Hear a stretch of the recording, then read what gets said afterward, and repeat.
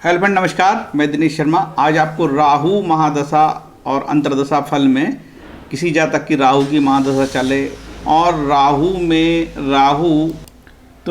राहु चले और जातक की मीन लग्न हो और मीन लग्न हो तो सभी 12 भाव फल बताएंगे। हो सकता है कि आपकी राहु में राहु की दशा चल रही हो और आपकी मीन लग्न हो और आपका जो राहु छठे भाव में बैठा हो, 8वें में बैठा हो, 12वें में बैठा हो, लग्न में बैठा हो, कहीं पे भी बैठा हो, उसके फल बताएंगे।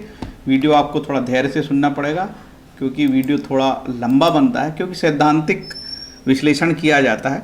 जो व्यक्ति एकेडमिक है और कुछ जानना चाहता है ऐसा क्यों होता है, मन में क्वेरी बहुत होती है, उन लोगों के लिए तो काफ़ी अच्छा है ये। और कोई व्यक्ति सीधे सीधे चाहता है कि यार मुझे फलित बता दो साहब, वो भी मेरा ही बता दो, तो ऐसा नहीं है भैया। धैर्य हो तो देखो, नहीं तो राम राम। ठीक है, ये मेरा कॉन्टैक्ट नंबर है 7697871256। आप कभी भी मेरे से संपर्क कर सकते हो। खासकर समय दिया हूँ सुबह 8 बजे से रात्रि 9 बजे तक, और आपको नाम मात्र के शुल्क पर आपकी कुंडली विश्लेषण की जाती है। ये वीडियो देखने और सुनने योग्य है। ठीक है, पीपीटी में प्रोग्राम बना है और मेरा साउंड आपको सुनने को मिलेगा, तो देखने और सुनने योग्य है।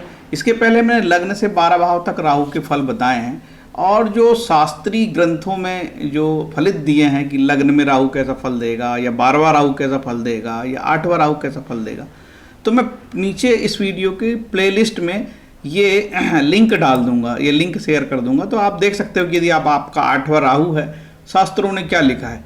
ठीक है, कुछ जो दर्शक है वो एकदम इरिटेट हो जाते हैं, अरे साहब आप ये क्या बता रहे हैं, भाई हम आपके लिए थोड़ी बता रहे हैं, शास्त्रों में जो लिखा उसके लिए बता रहे हैं, शास्त्री बता रहे हैं। ठीक है, तो इरिटेट होने की ज़रूरत नहीं है। आपको जो उचित लगे उतना ही ग्रहण करो, जो उचित ना लगे ग्रहण ना करो। कोई ज़रूरी नहीं है कि 12 करोड़ लोग, 20 करोड़ लोग मेष लग्न के होंगे तो हर एक फलित उन पर बैठ जाए, कोई ज़रूरी नहीं है। यही तो एस्ट्रोलॉजी है। मीन लग्न में राहु के फल, आप जानते हो कि राहु 18 वर्ष इसकी चलता है, ये इसकी महादशा 18 वर्ष होती है, और ये राहु में राहु की दशा जो चलेगी अंतर्दशा 2 वर्ष 8 माह 12 दिन चलेगी। ठीक है, इस तरीके से राहु का ये चलता है पूरा। ये राहु का पूरा टेबल बना है कि राहु में गुरु कितने दिन चलेगा, जैसे 2 वर्ष 4 माह 24। राहु में शनि कितना चलेगा, 2 वर्ष 6 माह 18 दिन। सबसे ज़्यादा जो चलेगा देखिए यहाँ पे राहु में शुक्र 3 वर्ष तक चलता है, और इसीलिए कहा जाता है कि राहु शुक्र की जब दशा चलती है ना, राहु शुक्र या शुक्र राहु, बड़ी विचित्र होती है और बहुत तकलीफ देवी होती कई जातकों के लिए राहु शुक्र की दशा। राहु मध्य, इसका भी मैंने एक वीडियो बनाया है, चाहे तो आप मेरे चैनल में जाके देख सकते हैं, है ना। राहु के 3 नक्षत्र आद्रा स्वाति सतभिषा। राहु इसके लिए गोमेद जो है रत्न होता है, जिरकॉन बोलते हैं। राहु केतु की कोई वार नहीं होता, इनकी कोई राशि भी नहीं होती। प्रश्न मार्ग में लिखा अनिष्ट स्थानों में बैठे ग्रहों के रत्न धारण नहीं करते। ठीक है, प्रश्न मार्ग दक्षिण भारत का बड़ा फेमस ग्रंथ है, उसमें लिखा है अनिष्ट स्थान में बैठे ग्रहों के रत्न धारण नहीं करते। गुरु ज्ञान है, शनि कालनस्य दुखम, राहु मद है। ठीक है, ये मैं अनेकों वीडियो में अपना बता चुका हूँ।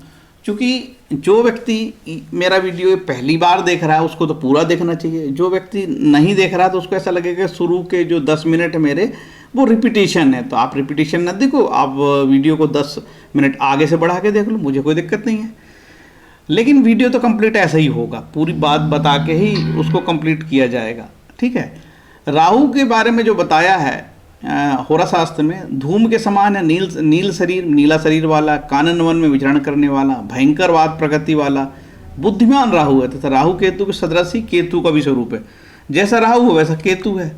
ठीक है, देखिए राहु की जब दशा 18 वर्ष की चलती है तो कोई ज़रूरी नहीं कि 18 वर्ष की कोई समस्याएं आए, बीच बीच में जो अंतर्दशा है वही प्रभावी होती हैं। राहु के कुछ खास कारकत्व है, ट्रैप केस में फंसा देता है, corruption matter, vigilance, killing thought आते हैं कई बार। 8वें स्थान पे बैठा हो, मंगल की दृष्टि हो, साथ में चंद्रमा भी हो, सुइसाइड अटेम्प्ट कर लेते हैं लोग, फियर फोबिया, डरते बहुत है, डराता है राहु, सेक्सुअल वायलेंस होता है कई बार राहु में, डिप्रेशन हो जाता है। राहु के साथ शुक्र मंगल हो तो ये स्थिति बनती है सेक्सुअल वायलेंस। ठीक है, और राहु चंद्र शनि 8वें स्थान पे हो तो फियर फोबिया होता है। ठीक है, और अष्टम राहु हो कहीं और राहु चंद्र शनि हो, मंगल की दृष्टि हो तो फिर सुसाइड अटेम्प्ट करते हैं लोग, पागल भी हो जाते हैं कई बार लोग। ठीक है, मेंटली डिस्टर्ब हो जाते हैं। तो ये राहु के कारक तो खास है, फांसी लग जाना, ट्रैप हो जाना, मतलब रंगे हाथों पकड़ा जाना, अचानक घटने वाली घटनाएं, अचानक व्यवसाय में बाधा संकट। राहु विदेश का भी कारक है, यह बात ध्यान में रखना चाहिए। ये राहु के कारकत्व है। आप चाहे तो वीडियो रोक के इसको बहुत अच्छे से देख सकते हैं। इसको यहाँ रिपीटिशन करना ये ठीक नहीं होगा, इसलिए मैंने बहुत साफ सुथरा है। आप यदि वीडियो को रोकेंगे और तो आपको पूरे कारक तो आसानी से पढ़ने में आ जाएंगे, ठीक है। और ख़ासकर जो व्यक्ति यदि बड़े कंप्यूटर में देखता होगा उसके लिए तो बहुत ही अच्छा हो जाता है, जो भी थोड़े बड़े कंप्यूटर में देखता है तो उसके लिए बहुत ही ये बढ़िया हो जाता है और साफ़ सुथरे तरीके से वो ये सब कारकत्व को देख सकता है, ठीक है। तो मैंने जो चीज़ें यहाँ लगाई है वो बड़ी आसानी से आप देख सकते हो, पढ़ सकते हो, ठीक है। तो अब मैं कारकत्व यहाँ रिपीट करूँगा तो वीडियो फिर वैसे ही बहुत लंबा हो जाएगा। ये राहु के कारकत्व है, आप चाहे तो और अच्छे से देख सकते हैं, मैं इसको थोड़ा और बड़ा कर दे रहा हूँ, ठीक है।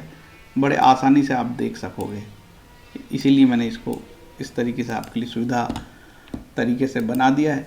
आप जानते हैं राहु जो है भगवान विष्णु असुर राहु के सिर काटते हैं, जो श्रीमद् भागवत के 8वें स्कंद में बात आती है और 8वें अध्याय में 8 से 12 तक दिया समुद्र मंथन में कैसे देव दानव युद्ध में अमृत पान की घटना होती है, राहु का सिर कट जाता है। राहु वहाँ कैसे धोखे देता है, धोखा देकर छल कपट करके देवता का रूप धारण कर लेता है और अंततः उसका सिर काटा जाता है, ठीक है।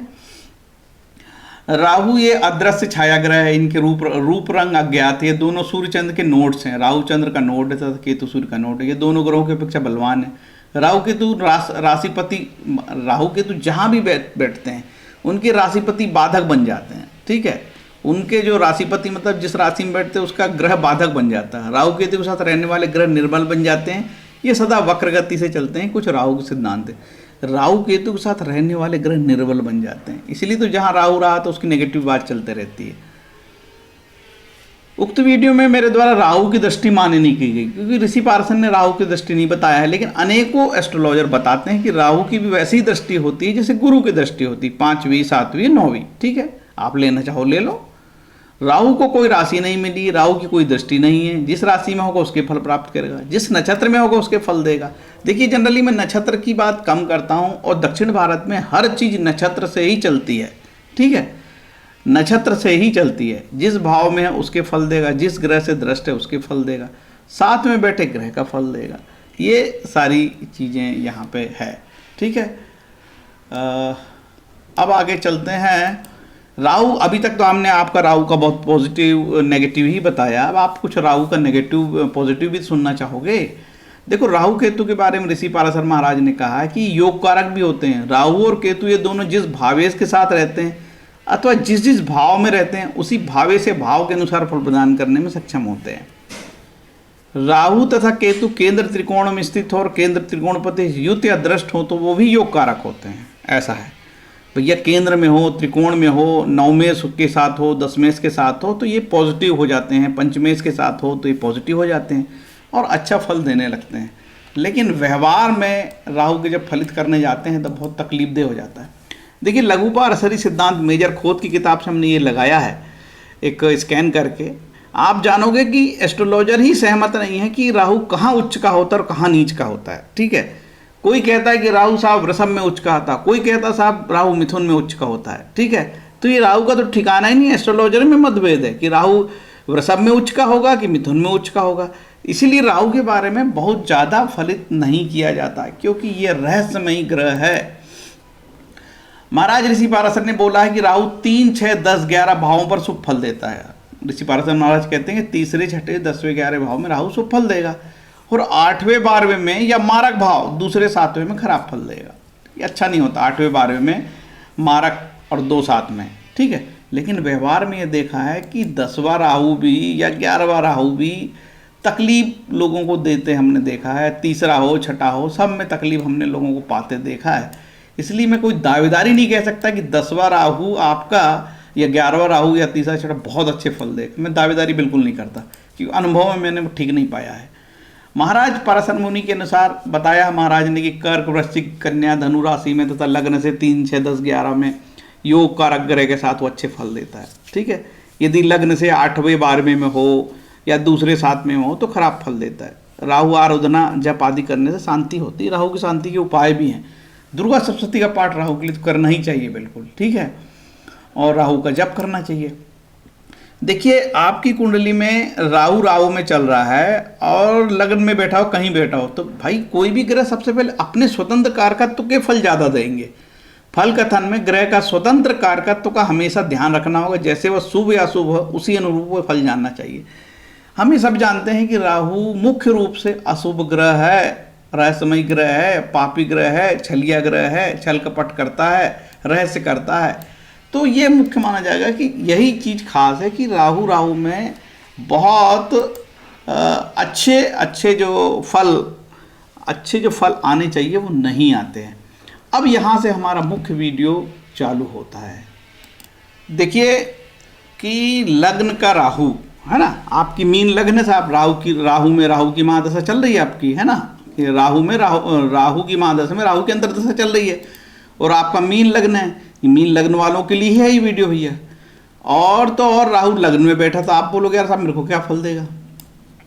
देखिए लग्न का राहु आदमी को इंटेलिजेंट और प्रोफेशनल तो बनाता है, आदमी बहुत चालाक होता है, मीठा बोलता है और अपना काम निकलवा लेता है, लोग इसकी बात मान भी लेते हैं। लग्न का राहु में ये एक प्रकार से चुंबकीय आकर्षण होता है, लोगों में अपनी बात मनवा लेता है और बहुत प्रोफेशनल होता है। इतना प्रोफेशनल होता है कि कई बार लोग कहते हैं कि ये आदमी बेहद स्वार्थी किस्म का है। और हमने ये भी देखा है कि लग्न का राहु कई बार आदमी को अनैतिक कृत्यों की ओर ढकेल देता है। व्यक्ति गलत कामों के प्रति या गलत तरीके से धन कमाने के लिए गलत तरीके से सफल होने के प्रयास भी करता है। यदि लग्न का राहु हो तो लग्न के राहु में ये समस्या है। लग्न के राहु के कोई अच्छे फल कभी भी नहीं बताए गए हैं, ठीक है। अब लग्न का राहु हो तो क्या फल देगा, आपको बड़ी चिंता साहब। लग्न का राहु किस राशि में है? ये मीन राशि में है। इसका नियंत्रक कौन है? कंट्रोलर है गुरु महाराज। तो क्या फल देगा राहु? तो ये 12वें भाव के भी फल दे सकता है, मतलब लग्न के फल, 12वीं राशि के फल देगा, है ना, मतलब लग्न के फल देगा। 12वीं राशि यहाँ है तो लग्न के फल देगा, पहले भाव के। और नंबर 9 इसके भी फल देगा, दसम स्थान के भी फल देगा। क्योंकि पहला स्थान लग्न होता है। लग्न के क्या क्या कारकत्व हो गए जानोगे तो शरीर का रूप रंग, स्वास्थ्य, बाल, व्यक्तित्व, शारीरिक बनावट, सिर कद, चेहरे का रंग और समस्त प्रकार का पॉजिटिव और नेगेटिव, आपकी प्रसिद्धि और उपलब्धि, आपको अवार्ड मिलना या आपको बदनामी होना, ये सब यहाँ से होता है। और 10वां भाव तो आपका पूरा कार्यक्षेत्र है, आप क्या काम करते हो। 10वें भाव के कारकत्व तो काफ़ी है, क्योंकि काम धंधा के ही बात नहीं होती है।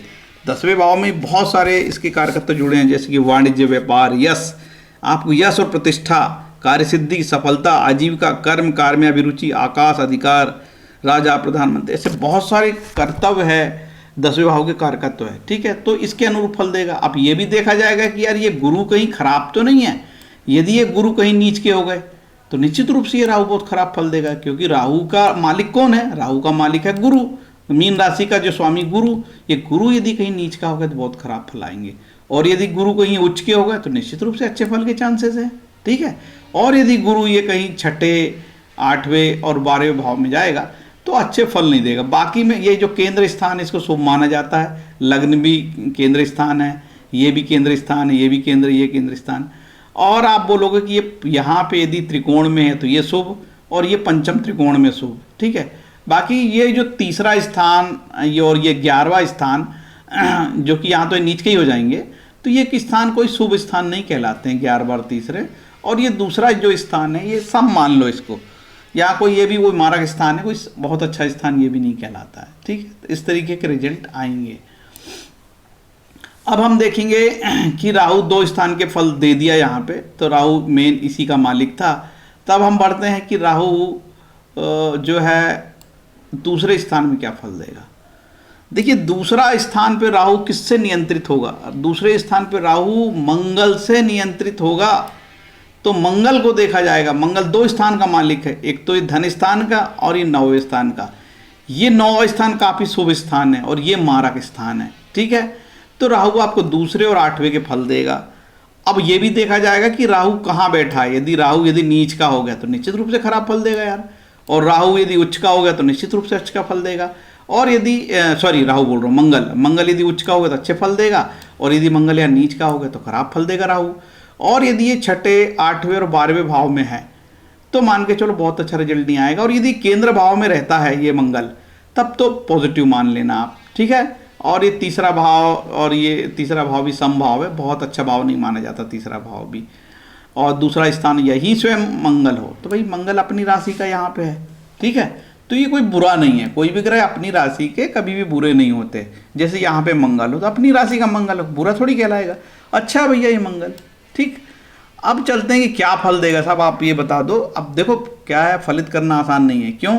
क्योंकि हो सकता है कि यार इसको यहाँ से शनि भी देखता हो, चलो यहाँ से शनि को भी देख रहा राहु, ये शनि भी अपने प्रभाव ले लेगा क्योंकि शनि की दृष्टि पड़ गई। और कहाँ से देखेगा? शनि यहाँ से भी देख सकता है राहु को, और तो और शनि यहाँ से भी राहु को देखेगा। 7, 8, 9, 10, 10वीं दृष्टि यहाँ पड़ जाएगी, यहाँ पे भी रहेगा तो शनि की दृष्टि पड़ जाएगी। इन सब का भी प्रभाव पड़ेगा। और यदि मंगल है, हो सकता है कि मंगल यहाँ से राहु को देख रहा हो तो भी इसका प्रभाव पड़ेगा, क्योंकि मंगल देख रहा राहु को। तो मंगल क्या है? मंगल नवमेश और धनेश और धन की बारिश कर देगा भैया, और उच्च का होकर देख रहा है। तो ऐसे फलित जानना आसान नहीं फलित, लेकिन राहु देगा मुख्य दूसरे और 9वें भाव के फल। तो दूसरे और 9वें भाव के बारे में हमको थोड़ा सा जान लेना चाहिए कि दूसरे और 9वें भाव के फल में किस प्रकार के हो सकते हैं। दूसरा स्थान देखिए, वाणी, धन, जिह्वा का स्वाद, आंखों की सुंदरता, कुटुंब, मुख की आभा, प्राथमिक शिक्षा, खान पान, चेहरे, दांत, दाहिना नेत्र, जमाधन आदि। ठीक है, इस प्रकार के कोई फलित आपको हो सकते हैं। दांतों में प्रॉब्लम होने लगे, कुटुंब से झगड़ा हो जाए, वाणी दोष हो जाए, ठीक है, बोलने चालने से झगड़े हो जाएं, सारी बातें हो सकती है। यदि ये मंगल यहाँ का नीच का हो जाए तो दिक्कत हो जाए। और क्या देगा साहब? ये राहु यहाँ के भी तो फल देगा, क्योंकि यहाँ का भी मालिक है ये। तो 9वां स्थान के क्या फल होते हैं हम ये भी देखेंगे कि 9वां स्थान क्या है। यही राहु आपको तीर्थ यात्रा करा सकता है, दान पुण्य, तीर्थ यात्रा, गुरुजनों की सेवा, देवताओं की पूजा, उपासना, नीति नियम, यात्रा, स्थान परिवर्तन, पिता का धन वैभव, भाग्य, सदाचार, धार्मिक संस्था, भविष्य पूर्वानुमान, प्रसिद्धि, दार्शनिकता, सब करा सकता है। हो सकता है कि पिता की डेथ करा दे, क्योंकि ये यदि बहुत पाप प्रभाव में हो, ये शनि से दृष्ट हो यहाँ पे साहब, यहाँ स्वयं शनि हो, ठीक है, और यहाँ और कोई शुक्र जैसा ग्रह हो, शुक्र भी हो, अष्टमेश शुक्र बैठा हो, चलो ले अष्टमेश शुक्र बैठा मान के चलिए, अष्टमेश शुक्र भी यहाँ बैठा हो राहु के साथ, तो यही जो है पिता 9मेश के फल दे देगा। पिताजी की मृत्यु हो जाए, पिताजी को बीमारी हो जाए, कुछ भी संभव है ना, आसान नहीं है फलित। इसलिए जो फलित बताते थे उनको बड़े देव बोलते थे और बड़ा सम्मान होता था फलित बताने वालों का। अब वो बात नहीं रही, क्योंकि सब प्रोफेशनल हो गए हैं और फलित बताने वाले बहुत कम बच्चे हैं, जो बच्चे हैं बहुत महंगा पैसा लेता है। अब कहते हो साहब तीसरे स्थान पे राहु आ गया तो क्या फल देगा? तीसरे स्थान में क्या हो गया? शुक्र बैठा, इसका मालिक हो गया शुक्र, और ये देगा सबसे पहले तो तीसरे स्थान के फल और अष्टम स्थान के फल। ये अष्टम स्थान भी बहुत बुरा है और तीसरा स्थान भी बहुत बुरा है। तो यहाँ लेकिन सैद्धांतिक रूप से ऋषि पारशर कहते हैं कि तीसरा राहु तो अच्छे फल देगा भाई, जो शास्त्रों में लिखा हम तो उसी अनुरूप चलेंगे। लेकिन ये शुक्र के ऊपर भी देखा जाएगा, यदि शुक्र हो सकता है उच्च का हो साहब, ये लो, इसका राहु का मालिक तो उच्च का है तो अच्छे फल देगा, और हो सकता है ये नीच का हो साहब, ये लो। अब राहु का मालिक ही नीच का हो गया तो ये खराब फल देगा, है ना। और यदि शुक्र 6ठे, 8वें और ये 12वें भाव में आएगा तो भी खराब फल देगा, केंद्र में अच्छा फल देगा, ठीक है। लेकिन ये नीच का होगा तो अच्छे फल नहीं देगा। लेकिन देखिए ये शुक्र यहाँ अपनी राशि का है, कई बार ये अपनी राशि का शुक्र हो लेकिन है तो 8वें स्थान पे तो भी तकलीफ आती है, ये ध्यान रखना, ठीक है। अपनी राशि के ग्रह सामान्यतः अच्छे माने जाते हैं। तो ये राहु तीसरे और 9वें भाव 8वें भाव के फल देगा। तो तीसरे भाव के हम फलित जानने का प्रयास करेंगे। तीसरा भाव धैर्य, साहस, उत्साह, संघर्ष, छोटे भाई बहन, दयाकांत, स्वप्न, पराक्रम, कंठ, मनोरंजन, रुचि, कार्य, देह बल, मांसल शक्ति, नौकर, गर्दन, पड़ोसी, खेल, छोटी यात्रा, लेखन क्रिया, बाजू, हाथ, कंधे, आयुष, पत्राचार, समस्त मीडिया, दलाली, योग्यता का दक्षता, स्मरण शक्ति, निवास परिवर्तन, यातायात एवं परिवहन साधन, संपादन, संपत्ति का बंटवारा, डाक तार, फोन, मोबाइल, इंटरनेट सेवा, पत्रकारिता, उपदेश, यहाँ से उपदेश भी दिया जाता है, और माता पिता की मृत्यु का विचार यहाँ से किया जाता है। लेखक, पुस्तक, समाचार पत्र, विज्ञापन, कंप्यूटर, पड़ोसी देश की सीमा विवाद, बहुत सारे फल हैं, ठीक है। ये राहु 8वें का ही फल देगा। तो 8वां भाव तो वैसे ही बहुत खराब फल है। आयुष होगा, अपमान, असफलता, वसीयत, मृत्यु का भय एवं कारण मारण जारण संबंधी तांत्रिक प्रयोग, गुप्त रोग, भू संपदा, पैतृक संपत्ति, स्त्री का मांगल्य, स्त्री की हेल्थ की भी बात इसी से आती है, स्त्री का जीवन, स्त्री की आयु, ये 8वें भाव से आती है, ठीक है। तो यदि राहु ये बहुत खराब फल देगा तो स्त्री के जीवन संकट पड़ सकता है भैया। तो 8वां को मैंने बताया कि ये बहुत खराब फल है, जासूसी, साधना, कर्ज, षड्यंत्र, आविष्कार, लंबी यात्रा, विरासत, बहुत नेगेटिव फल है इसके, है ना। लेकिन ऋषि पारशर ने बोला कि तीसरा राहु जनरली अच्छा फल देता है। तो मैं उम्मीद करता हूँ कि तीसरा राहु अच्छे फल देगा। ठीक है, अब चलते हैं चौथे राहु पर। चौथा राहु क्या फल देगा? चौथा राहु भैया एक तो चौथे भाव के फल देगा और सातवें भाव के फल देगा। अब इसका जो बुध, इसका कंट्रोलर कौन है? इसका बुध कंट्रोलर। ये बुध कहीं छठे, आठवें और 12वें भाव में बैठ के बहुत बिगड़ा हुआ है तो अच्छे रिजल्ट की उम्मीद मत करो। और यदि यहाँ बुध बैठा है और भैया ये उच्च का बुध है, अपनी राशि का बुध है ना, तो ये उच्च का बुध अच्छे फल देगा भैया। बुध यदि ठीक ठाक है यहाँ तो, और यदि बुध यहाँ नीच का हो गया तो खराब फल आएगा। बाकी स्थानों पर बैठा जो केंद्र में बैठेगा बुध तो ये अपनी राशि का तो अच्छे फल देगा, ये भी केंद्र स्थान है। ठीक है, और देखिए ये 5वां स्थान हमेशा शुभ होता है, ये 9वां स्थान हमेशा शुभ होता है और ये 5वां स्थान हमेशा शुभ होता है, क्योंकि ये केंद्र त्रिकोण कहलाते हैं। ये पंचम त्रिकोण है, ये नवम त्रिकोण, यहाँ पे भी शुभ फल आते हैं। अब हम देखते हैं कि ये चौथा स्थान के क्या क्या फलित हो सकते हैं। 2 स्थानों के फलित देगा, तीसरे के और सातवें के, सॉरी चौथे के और सातवें के। तो चौथा जो स्थान होता है ये शिक्षा, राज, घर, कार, वाहन, माता पिता, माता पहिए का वाहन, 4 पहिए का वाहन, कुआं, पाताल, मन की प्रसन्नता, परिवार का सुख, भूमि प्रॉपर्टी, पत्नी के कर्म, भूमि प्रॉपर्टी, घर, भवन सबके फल देगा। बहुत सारे फल देते, क्या क्या पढ़ के बताएं। और ये 7वां स्थान, 7वां स्थान जनरली विवाह, यौन संबंध, स्थान परिवर्तन, पति पत्नी का चरित्र स्वभाव, वाणिज्य व्यापार, शत्रु का नाश, विवाद, सहयोगी, साझेदारी, पार्टनरशिप, काम की इच्छा, गुप्त रोग, परदेश में बसना, युद्ध, शत्रु, विदेशी, गुप्तचर, अंतर्राष्ट्रीय मामले, झगड़े, इन सबों में नेगेटिव बात हो सकती है। चौथे राहु को भी कोई शुभ नहीं बताया है। ठीक है, तो ये तब देखा जाएगा यदि इसका मालिक बुध ये यदि बहुत अच्छा हो तो अच्छी बात है, ये स्वयं ही नीच का हो जाएगा। अब बुध ही नीच का हो जाएगा, यहाँ तो खराब फल आने लगेंगे, है ना। यदि बुध 6, 8, 12वें भाव में बैठा हो, या ये शनि से यहाँ से दृष्ट हो साहब, यहाँ से भी शनि से दृष्ट होगा राहु, और तो यहाँ से भी शनि से दृष्ट होगा राहु। ठीक है, तो ऐसी स्थिति में भी ये कोई अच्छे फल देने की स्थिति में नहीं रहेगा। और यहाँ पे भी बैठेगा शनि तो राहु को दृष्टि पड़ जाएगी, 10वीं दृष्टि। ठीक है, ऐसी परिस्थितियों में क्या रहता, और साथ में यहाँ मंगल बैठ जाए या मंगल की यहाँ से दृष्टि पड़ जाए। ठीक है, अब मंगल इस कुंडली में नवमेश है और धनेश है, तो भैया यहाँ से दृष्टि पड़ जाए तो मंगल राहु की ये दशा चले तो धन की प्राप्ति होने लगे। कोई धनेश है, ये नवमेश है, प्रमोशन हो जाए, तरक्की हो जाए। बहुत सारी चीज़ें हैं जो बताना आसान नहीं है, इसलिए कुंडली बिना देखे फलित करना बहुत कठिन हो जाता। अब चलते हैं हम यहाँ पे पंचम भाव में। पंचम भाव में चंद्रमा के अनुरूप फल देगा। यदि चंद्रमा इस कुंडली में नीच का हो जाए तो, चंद्रमा देखो साहब यहाँ नीच का हो गया, ठीक है, तो निश्चित रूप से फल बिगड़ जाएंगे। और चंद्रमा कहीं उच्च का हो जाए तो, यहाँ उच्च का हो जाए तो निश्चित रूप से अच्छे फल हो जाएंगे। ठीक है, तो चंद्रमा पे भी डिपेंड करेगा, देगा ये 5वें भाव के फल। तो 5वां जो भाव होता है, 5वां भाव संतान संबंधी सुख, मन, बुद्धि, शिक्षा, विद्या, प्रतिभा, पेट, उदर, पाचन तंत्र, मंत्रों द्वारा देवताओं की पूजा अर्चना, विवेक, विद्वता, सास की मुहर, आत्मा, प्राण शक्ति, गर्भ, श्रुति तथा स्मृति, जुआ, सट्टा, लॉटरी, शेयर मार्केट, प्रेम संबंध, अवैध संबंध, सभी प्रकार की बात इसमें आ जाती है। बहुत सारी बातें इसमें समाहित होगी। ठीक है, अब चलते हैं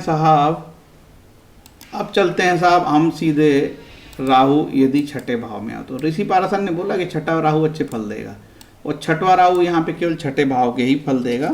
और छठा भाव तो आप जानते ही हो यार कि ये रोग, व्याधि, विघ्न, बाधा, रुकावटें, संघर्ष, स्पर्धा, युद्ध, मामा, शत्रुता, बीमारी, ऋण, कर्जा, कलंक, अपयश, लाभ प्राप्ति, चोरी, कारागार, चोट, शस्त्र, युद्ध, दुष्कर्म, विपदा, दुर्घटना, नौकरी, सेवक, प्रतियोगिता, कमर एवं उदर रोग। किसी की राहु में राहु की दशा चले और कोर्ट कचहरी चलता हो तो ये राहु उनको कोर्ट कचहरी विजयी करवा देगा, है ना। अब ये भी देखना चाहिए कि राहु का मालिक कौन है, सूर्य, ये कहीं उच्च का हो गया यहाँ पे, ये तो और अच्छे फल देगा। और यदि यहाँ कहीं नीच का हो गया तो बहुत खराब फल देगा। ठीक है, बाकी केंद्र स्थान पे बैठा सूर्य अच्छे ही फल देगा, ऐसे उम्मीद कर लो। और हमेशा याद रखना कि ये तीसरा स्थान और ये 11वां स्थान और ये तीसरा स्थान, इनको सम स्थान मान लो, दूसरे स्थान को भी सम स्थान मान लो, ज़्यादा टेंशन मत लो। ठीक है, नहीं तो फल बताना भी कठिन हो जाएगा। अब चलते हैं साहब ये राहु, छठा राहु देखो या तो चौथे भाव के फल देगा या तो छठे भाव के फल देगा, बुध के ऊपर डिपेंड है। मैंने आपको दोनों भावों के कारकत्व तो बता चुका हूँ। ठीक है, ये राहु पत्नी से झगड़ा करा दे, विवाद करा दे, तलाक करा दे, पार्टनर से झगड़ा करा दे, पार्टनर के षड्यंत्र हो जाएं, पार्टनर षड्यंत्र करने लगे, ठीक है, अपमान होने लगे। ये राहु पद प्राप्ति भी करा सकता है, सप्तम स्थान से पद प्राप्ति भी होती है। डिपेंड करता है कि राहु का मालिक बुध कैसा है, राहु के ऊपर किन ग्रहों की दृष्टि पड़ रही है, राहु किस नक्षत्र में है। ठीक है, अब ये राहु देगा आपको यहाँ के फल और यहाँ के फल, ये दोनों के कारक तो मैंने आपको पढ़ के बता चुका हूँ, तीसरे के भी कारक तो बता चुका हूँ, ये भी बता चुका हूँ। अब ये शुक्र अच्छा होना चाहिए। यदि शुक्र कहीं नीच उच्च का हो गया तो अच्छे फल देगा, और शुक्र कहीं नीच का हो गया तो बहुत खराब फल देगा यार। ठीक है, और शुक्र कहीं छठा हो, 12वां हो तो भी अच्छे रिजल्ट की उम्मीद आप ना करिए। तो शुक्र पे भी डिपेंड करेगा कि ये शुक्र कैसा है। ठीक है, छठे और 8वें भाव के कारक तो मैंने बता चुका हूँ आपको, सॉरी 8वें और तीसरे के, 9वें के भी कारक तो मैं आपको बता चुका हूँ, और यहाँ के भी कारक तो आपको बता चुका हूँ। ये राहु क्या फल देगा, ये राहु यहाँ पे 9वें भाव के और दूसरे भाव धन भाव के फल देगा। इसका मालिक अच्छा होना चाहिए मंगल, ये नीच का हो तो खराब फल देगा, ये उच्च का हो तो अच्छे फल देगा, और यदि कहीं केंद्र में यहाँ बैठा हो तो अच्छे उम्मीद की रिजल्ट उम्मीद करिए। और यदि ये छठे भाव में है, 8वें में है और 12वें में है तो रिजल्ट अच्छे नहीं आते हैं। ठीक है, तो ये जो राहु 9वां राहु आपको 9वें भाव के अतिरिक्त धन भाव के भी फल देगा, और दोनों के कारकत्व मैं आपको बता चुका हूँ। अब ये दसम भाव, दसम भाव के कारकत्व भी मैंने आपको बता चुका है, और लग्न भाव के कारकत्व भी मैंने आपको बता चुका है। तो ये क्या फल देगा, गुरु के अनुरूप फल देगा। गुरु कैसा है, गुरु यदि नीच का होगा तो खराब फल देगा, और गुरु यहाँ उच्च का होगा तो अच्छे फल देगा। और ये गुरु की प्लेसमेंट यदि छठी है, 8वीं है, 12वीं है तो फल बिगड़ने के चांसेस ज़्यादा है। और ये जो भाव तीसरा भाव है ये समभाव है, ये भी धन भाव समभाव है, यहाँ कोई खराब रिजल्ट ज़्यादा नहीं आते हैं। ठीक, अब हम देखते हैं कि 11वां भाव, और 11वां के फलित मैंने आपको नहीं बताए हैं ना, 12वें के 11वें और 12वें के मैंने फल आपको नहीं बताए हैं, मुझे अच्छे तरीके से याद है। ठीक है, तो 11वां भाव क्या फल देगा। 11वां राहु को तो ऋषि पाराशर ने बहुत पॉजिटिव बोला साहब, ठीक है, लेकिन व्यवहार में हम जब देखते हैं तो 11वें राहु में भी तकलीफ लोगों को होती पाई गई है। ठीक है, शनि की, इसका कंट्रोलर कौन है, शनि, कहाँ के फल देगा राहु, एक तो 11वें के देगा और 12वें भाव के फल देगा। शनि इसका नियंत्रक है। अब शनि की प्लेसमेंट देखी जाए तो शनि का हो नीच का हो जाए यहाँ पे तो बहुत खराब फल आने वाले हैं। ठीक है, और शनि का हो यहाँ उच्च के हो गए तो बहुत सारी चीज़ें सुधर जाएगी भैया, क्योंकि इसका जो मालिक है राहु का, कंट्रोलर है, वही उच्च का हो गया तो सुधार हो जाएगी। और यदि शनि छठा बैठा, 12वां बैठा अपनी राशि का, ये तो फिर कोई भी ग्रह अपनी राशि का बैठता है तो अच्छा माना जाता है, उतने खराब फल नहीं देता। ठीक है, तो शनि पर भी इसका डिपेंड करेगा, और राहु को कौन कौन से ग्रह देखते हैं इस पे भी डिपेंड होगा। हो सकता है कि राहु को भाई यहाँ से मंगल की दृष्टि पड़ रही हो, या फिर यहाँ से राहु को सूर्य देख रहा हो, और सूर्य षष्ठे से, देखिए ये सूर्य षष्ठे से होकर देख रहा है तो कोर्ट कचहरी चालू हो जाए इस राहु में, आपकी कोर्ट कचहरी न्यायालय की समस्या हो जाए, क्योंकि राहु षष्ठे से होकर देख रहा है, सूर्य षष्ठे से होकर दृष्टि दे रहा है। तो इस प्रकार के फल आते हैं। फलित बताना अपने आप में आसान नहीं है। ये पूरा वीडियो जो है पूरा एक सैद्धांतिक और एकेडमिक वीडियो है, इसलिए जो जिन कम शिक्षित लोग हैं उनको कम ये पल्ले पड़ता है, वो ऐसे वीडियो देखना भी नहीं चाहते। वो तो सीधे सीधे मेरे को बताओ साहब क्या रत्न पहनना है और क्या फल आएगा ये बता दो, बस उसका ये रहता है। लेकिन ये हाईली एजुकेटेड लोगों के लिए मैं वीडियो बना रहा हूँ ना, बेचारे जो कम शिक्षित लोग हैं उनको शायद ना समझ में आए, क्योंकि देखना भी है, सुनना भी है, समझना भी है। तो ये सारी चीज़ों का, इंद्रियों को जब उपयोग करेगा तो बुद्धि लगेगी यार, और बुद्धि लोग लगाना नहीं है। ये भारत देश है, यहाँ बुद्धि लगाना ही नहीं चाहते कोई। जो व्हाट्सएप में खबर आई वही सही है भैया, व्हाट्सएप ही बाप है माँ है, तो ऐसा देश है ये, तो क्या बोल सकते हैं। देखो 11वां स्थान जनरली आय तथा आमदनी, सभी प्रकार के गेन, बड़ा भाई बहन, विद्या में सफलता, विशिष्ट पद, सरलता से अधिक लाभ होना, बाया कान, वैवाहिक संबंध, प्रसिद्ध प्रतिष्ठा, नोबल पुरस्कार, सभी प्रकार की प्राप्तियां यहाँ से होती है। तो यदि ये राहु अच्छा है तो आपको इन प्रकार के फल होंगे जो मैंने बताया। बड़े भाई की, कभी कभी ऐसे राहु बहुत बड़े भाई की डेथ करा देता है। ठीक है, अब यहाँ पे ये अष्टमेश शुक्र देखने लगे, मान के चलो, ये देखो अष्टमेश होके शुक्र यहाँ से यहाँ बैठ के राहु को देख रहा है। राहु की दशा में बड़े भाई की मृत्यु हो जाए, बीमार हो जाए बड़ा भाई, और आपको बहुत अपमान हो, आपको बड़ा नुकसान होने लगे। ठीक है, ये सब चीज़ें डिपेंड करती है कि ग्रह किस नक्षत्र में है, कौन से ग्रह से देखा जाता है। अब ये राहु यहाँ होगा तो ये भी शनि के अनुरूप फल देगा, क्योंकि शनि को देखा जाएगा शनि कैसा है। यदि शनि कहीं उच्च का है तो निश्चित रूप से अच्छे फल देगा, शनि नीच के हैं तो खराब फल आएंगे, है ना। और शनि यदि केंद्र स्थान पे बैठा है और शुभ ग्रह के साथ बैठा है तो अच्छे फल देगा भैया। 12वां स्थान जनरली असमय नींद टूटना, मन का दुख, संताप, बंधन या कारावास, पिता की संपत्ति, बाईं आंख, विवाह से अलग यौन संबंध, शयन सुख, मानसिक असंतुलन, धन का नाश, विदेश यात्रा, सभी प्रकार के खर्चे, दान पुण्य, जीवन साथी, गुरु को आश्रम, व्यसन, पैर, पैतृक, जन्मभूमि का छूटना, अस्पताल, जेल, मोक्ष, जातक की मृत्यु, पतन, विदेश। लेकिन पूरा नेगेटिव है यार ये 12 भाव, ठीक है। तो इस प्रकार से शनि यदि राहु 12वां होगा तो 12वां राहु को तो वैसे ही अच्छा नहीं माना जाता, केवल ये विदेश के मामले में अच्छा माना जाता, बाकी बहुत 12वां राहु बहुत कष्ट देता है, ठीक है। इसका नियंत्रक शनि है, शनि के अनुरूप फल मिलेंगे।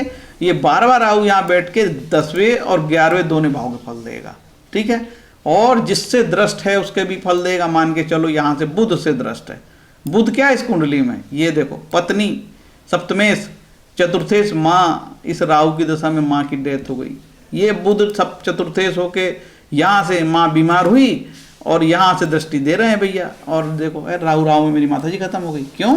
क्योंकि चतुर्थेश बीमार हो गई माता जी, ये देख रहे हैं राहु को। ऐसे फल आते हैं यार, ये तो साइंस है, विज्ञान है, तर्क है, कोई जादू नहीं है। जो जितना इंटेलिजेंट, जो जितना जानकार, वो बहुत अच्छे फलित बता सकता है, ठीक है। तर्क की है उसके, बस वो पैसे ज़्यादा लेता है यार, फिर बड़े लोगों की अप्रोच में रहता है। आप हम गरीब आदमी नहीं जा पाएंगे उसके पास यार, वो बड़ा लंबा पैसा लेगा, लाइन लगी रहेगी, भीड़ रहेगी एस्ट्रोलॉजर घर में, है ना। तो मैंने ये सिद्धांत बताया हूँ, फिर से मैं कह रहा हूँ, ये वीडियो सिर्फ इंटेलिजेंट, हाईली इंटेलिजेंट लोगों को पल्ले पड़ेगा। और जो व्यक्ति कम बुद्धि तो नहीं बोलूँगा, जो एवरेज औसत बुद्धि का आदमी है, जो एकेडमिक नहीं है, जिसका एकेडमिक रुझान कभी नहीं रहा है, कभी वो पावर पॉइंट से नहीं समझता है, उसे ये बिल्कुल भी अच्छा नहीं लगेगा, ठीक है। तो ये मैंने बताया कि राहु की शांति, हर ग्रहों की शांति होती है और ईश्वरी प्रार्थना से होती है।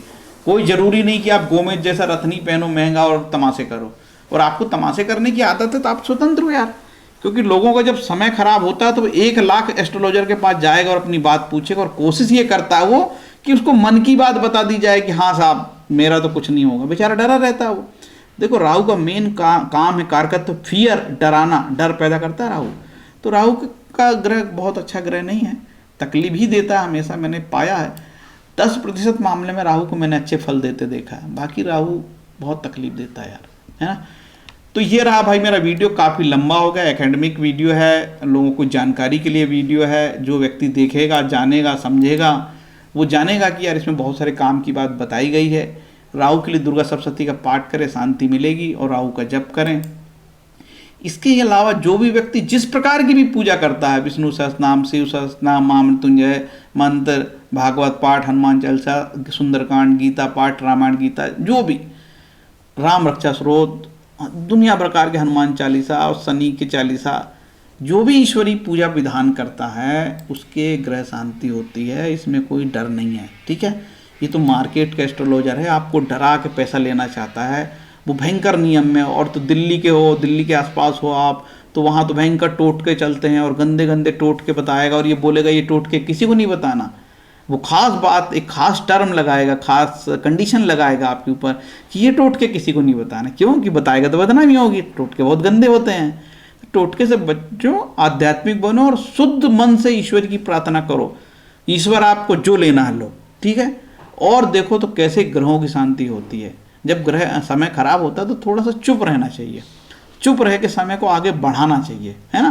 क्योंकि उस समय हमारा क्षोभ होता है, अपमान होता है, हमारी बातें कटती है, हमारे प्रयास असफल होते हैं। इसी को तो बोलते हैं बुरा वक्त। धीरे धीरे वो बुरा वक्त खत्म होता है। कोई भी ग्रह ज़्यादा से ज़्यादा, देखो आपका शनि राहु में शुक्र चलेगा तो 3 साल चलेगा, है ना। अधिकतम 3 साल से ज़्यादा समस्याएं नहीं होती है, 3 साल के अंदर सारी समस्याएं खत्म होती है, बाकी सबका सब ठीक होगा। इसी आशा के साथ मैं अपने वीडियो को विराम देता हूँ। ये विष्णु सहस्त्रनाम जब इच्छा हो पढ़ लिया करो, 9 ग्रहों की शांति होती है। मेरा वीडियो अच्छा लगे तो फ्रेंड्स प्लीज़ सब्सक्राइब करें, लाइक करें, है ना, जिससे कि मेरा मनोबल बढ़े, ऊंचा हो, और मैं आगे इसी तरीके एकेडमिक वीडियो जो ज्ञानप्रद हो बनाने की प्रेरणा मुझे मिलती रहे।